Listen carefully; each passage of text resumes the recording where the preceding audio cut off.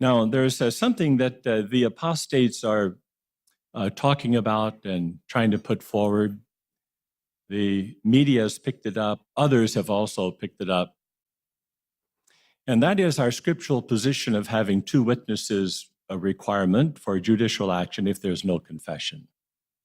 You cannot establish a judicial committee based on one witness. But now listen, here's what they say. Well, now look, the Old Testament also says that adulteresses should be stoned. Now, since you're not doing that, why do you stick to this two-witness rule? And see, if you're not careful, that can do some tricks on your mind because you have to think it through. Well, how might we do that? The scriptures are very clear. Before a judicial committee can be convened, there has to be a confession or two witnesses. I think Gary Bro's presentation perfectly demonstrates how short-sighted Watchtower is or insists on being when it comes to child abuse and how it is to be responded to.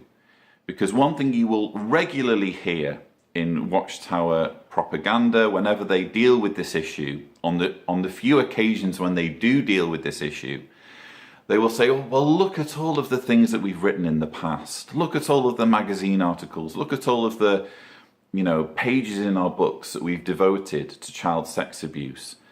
Find me, if you're going to do some personal study, some research on this, find me one page in all of those magazines and all of those books that specifically says, contact the police if someone messes with your kids. They take acts of fornication or acts of adultery or things to do with sex, basically.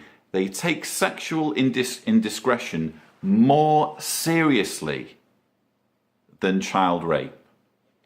So that if parents approach the elders and say, we found out that this person molested our child, they're not going to treat it the same way. They're going to say, is there another witness? And if there isn't another witness, it's in black and white in instructions to elders that they leave the matter in Jehovah's hands.